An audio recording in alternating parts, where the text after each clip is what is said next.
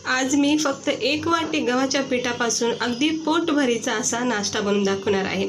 कधी कधी असं होतं की भाजी व चपाती करायचा कंटाळा येतो। अशा वेळेस हा गव्हाच्या पिठापासून असा हा नाश्ता नक्की एकदा करून बघा। भाजी चपाती एक टाइम नाही खाल्लं तरी काही हरकत नाही। हा नाश्ता इतका पौष्टिक आणि हेल्दी नाश्ता आहे। स्पेशली लहान मुलांसाठी तर खूपच पौष्टिक आहे, कारण आपण याच्यामध्ये भरपूर अशा भाज्या वगैरे टाकलेल्या आहे। तर वेळ न करता आपण बघूया याला बनवायचं कृती आणि लागणारं साहित्य। तर इकडे मी फक्त 1च वाटी अंदाजे गव्हाचं पीठ घेतलं। आता गव्हाचं पीठ हे आपल्या डेली यूजचं आहे आणि हे आपला रोजचा खाण्याचा एक भाग आहे। त्यामुळं सगळ्यात महत्त्वाचं म्हणजे गव्हाचं पीठ हे ह्या नाश्त्यामध्ये वापरलं जाते, म्हणून हेल्दी। अर्धी वाटी बारीक जाड रवा कोणताही टाकू शकता। रव्याने छान नाश्त्याला क्रिस्पीपणा येतो। रवा आणि गव्हाचं पीठ हे मिक्स करून घ्यायचं। ह्याच्या आधी मी ज्वारीच्या पिठाचा सुद्धा असा नाश्ता अपलोड केलेला आहे, तो सुद्धा तुम्ही चॅनलवर जाऊन बघू शकता। आता हे गव्हाच्या पिठामध्ये आपण अर्धी वाटी रवा टाकलाय 1 वाटी गव्हाच्या पिठासाठी। मिक्स करून घ्यायचं। थोडं थोडं पाणी टाकून थोडासा घट्ट आणि थोडासा पातळ असा बॅटर बनवायचा। अगदीच रनी बॅटर नाही बनवायचं, म्हणजेच डोश्याच्या पिठासारखं नाही बनवायचं। बेसन पोळी करतो बघा आपण, तो कसा घट्ट बॅटर असतो बेसनाचा, तसं बनवायचा। इतका छान हेल्दी नाश्ता आहे ना। गव्हाचं पीठ असल्यामुळं हा अगोदरच असा छान हेल्दी झालाय। प्लस आपण ह्याच्यामध्ये मस्त अशा भाज्या पण टाकणार आहोत, म्हणजे लहान मुलांचं तर टेन्शनच गेलं की भाजी खाण्याला जो कंटाळा करतात ना, अशा वेळेस तर हा नाश्ता पौष्टिक आहे। इकडे एक बारीक चिरलेला कांदा घेतलाय, थोडीशी कोथिंबीर आणि ह्या थोड्याशा भाज्या। मी जिकडे कोथिंबीर वापरली तिकडे तुम्ही पालक मेथी बारीक कट करून टाकू शकता। आता जे पण भाज्या तुम्हाला लहान मुलाला तुमच्या आवडत असतील त्या आवर्जून टाकायच्या मध्ये, म्हणजे गव्हाच्या पिठासोबत भाज्याचं जे मिक्स होतं याच्यामध्ये, म्हणजेच भाजी चपाती खाल्ल्यासारखं एकदमच छान पोट भरलं जाईल। तर सगळ्या भाज्या, कोथिंबीर, बारीक चिरलेला कांदा पूर्णपणे ऑप्शन आहे, आवडत असेल तरच टाका। आता हे सगळं टाकून घेतलंय। आता आपण याच्यामध्ये थोडेसे मसाले टाकायचे। तर सुरुवातीला आपण याच्यामध्ये टाकायचं 1 चमचा सफेद तीळ। तिळाने खूप छान कोटिंग राहते आणि क्रंचीपणा राहतो। त्यानंतर अर्धा चमचा जिरे टाकायचे। अर्धा चमचा आपण इथं थोडीशी चिमूटभर हळद टाकायची, जास्त हळद नाही टाकायची, आणि थोडासा गरम मसाला। लहान मुलांसाठी बनवत असाल तर सगळं साहित्य मसाल्याचं थोडं थोडंच टाका, अजिबात स्पायसी नको। इकडे मी अर्धा चमचा लाल मिरचीचा कूट वापरलाय।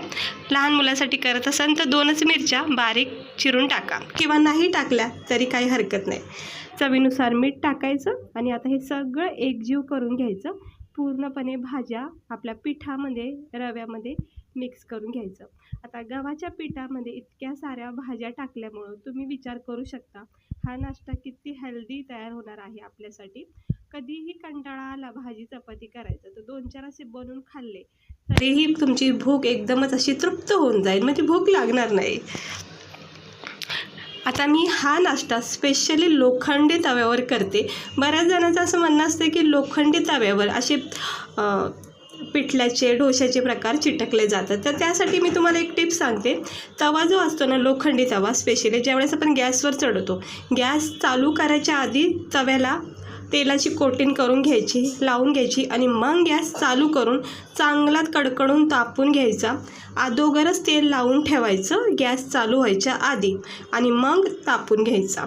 तुम्ही बघू शकता, डोसा बनवा, कुठलाही असं हे बॅटर बनवू शकता आणि कुठेही न चिटकता नॉनस्टिकी पॅनसारखे तुम्हाला इथं सगळ्या गोष्टी तयार होतील। म्हणजे असे पिठलं म्हणा, थालीपीठ म्हणा, किंवा डोसा, आंबोळी, घावन वगैरे सगळं हे तुम्ही सहज करू शकता।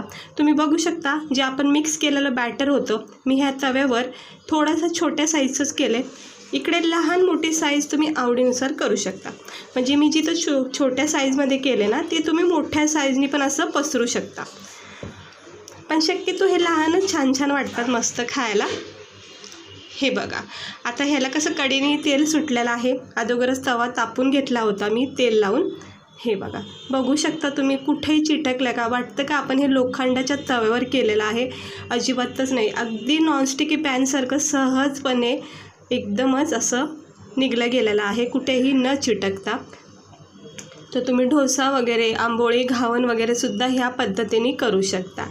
ह्या आमचा रोजचा डेलीचा तवा आहे, लोखंडाचा. खूप जुना तवा आहे आणि याच्यावर भाकरी वगैरे, चपात्या वगैरे केल्या जातात. आणि लोखंडी तवा हे चांगलाच असतो आपल्या चपात्यासाठी, पोळ्यासाठी.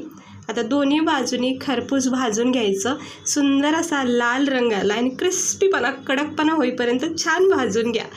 मस्त लागतो खाता वेळेस. बेसनाच्या पोळ्या वगैरे तर नेहमीच खातो, पण जरा असं पौष्टिक आणि जरा वेगळं काहीतरी खाल्लं पाहिजे. त्यामुळं मी ज्वारीचा पण दाखवला आहे आणि आज गव्हाच्या पिठाचा पण दाखवते. कारण की सकाळ सकाळ लहान मुलाच्या टिफिनची जी घाई असते ना, अशा वेळेस झटकेपट तुम्ही हा नाश्ता सकाळी बनवू शकता किंवा त्यांना टिफिन बॉक्स म्हणून सुद्धा देऊ शकता. फक्त रात्रीच्या वेळी जरी भाज्या कट करून ठेवल्या ना, तर सकाळी 1 वाटी अर्धा वाटी गव्हाचं पीठ, रवा घेऊन मिक्स करून आपलं बेसनाच्या पोळीसारखं करून द्यायचं. हे असं थोडंसं याला सेट करायचं. हलक्या हाताने चमच्याच्या साहाय्याने पसरून घ्यायचं, जितकं पण तुम्हाला हवं आहे तितकं. आणि थोडा वेळ द्यायचा, मिडियम गॅस ठेवायचा. अलगद हे असं सुटलं जातं. बघू शकता लोखंडी तव्यावर किती सहजपणे हे न चिटकता निघत आहे. नाही तर आत्तापर्यंत चिटकून बसलं असतं. हे बघा किती मस्त सुंदर असा भाजून निघलेला आहे. दोन्ही साईडून भाजून घ्यायचं खरपूस.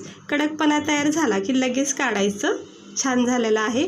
मी काढून घेते. हे बघा कुठेही न तुटता न चिटकता तयार झाला आहे नाश्ता. आता मी 1-2 करून घेते आणि प्लेटमध्ये सर्व करूया.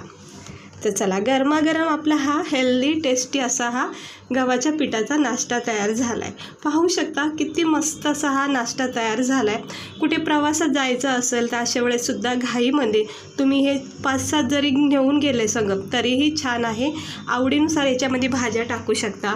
म्हणजे तुम्हाला ज्यासुद्धा आवडतात, पालक, मेथी टाकून नेऊ शकता बनवून. हे बघा टिफिनला तर खूप उत्तम पर्याय आहे. शेंगदाण्याची चटणी, शेंगदाणे लसणाची चटणी असते ना, त्यासोबत खूप भारी लागतं खोबऱ्याच्या चटणीबरोबर. हे बघा किती मस्त झाला आहे. एकदम स्मूथ असा, एकदम नरम सॉफ्ट आणि वरून थोडासा क्रंचीपणा. मस्तच वाटतो आहे खायला. तर नक्की एकदा ट्राय करा लहान मुलासाठी. जर तुमचे लहान लेकरं जर भाजी चपाती खायला कंटाळा करत असतील ना, तर नक्की त्यांना द्या करून. पोट भरून खातीनच, परंतु कळून येणार नाही याच्यामध्ये आपण भाजी चपाती खाल्ल्यासारखं प्रोटीन आहे. न सांगता भाजी चपाती मुलांना खाऊ देऊ. मस्त वाटतोय, मेल्टी झाला आहे आणि वरून क्रंचीपणा जाणवतोय. तर खरंच खूप भारी नाश्ता आहे हा. ट्राय नक्की करा एकदा लहान मुलासाठी, किंवा आपण कोणीही याला सहजपणे खाऊ शकतो. तर नरम सॉफ्ट लुसलुशीत असा हा गव्हाच्या पिठाचा नाश्ता तयार झाला आहे. असे छान छान वेगवेगळे नवीन नवीन असे नाश्ता रेसिपी बघण्यासाठी चॅनलला सबस्क्राईबर करा. व्हिडिओ आवडला असेल तर लाईक करा. तर चला आता मी घेते खाऊन. गरमागरम चहासोबतसुद्धा तुम्ही याला खाऊ शकता. तर कसं वाटलं तुम्हाला आजची आपली ही रेसिपी? आवडली असेल तर लाईक करा. हे बघा मस्तपैकी आता मी खाऊन घेते. तुम्ही पण या सगळे खायला आणि असेच व्हिडिओ बघत राहा. चला भेटते मी तुम्हाला पुढच्या व्हिडिओमध्ये एका नवीन रेसिपीसोबत. स्वस्त राहा, मस्त राहा.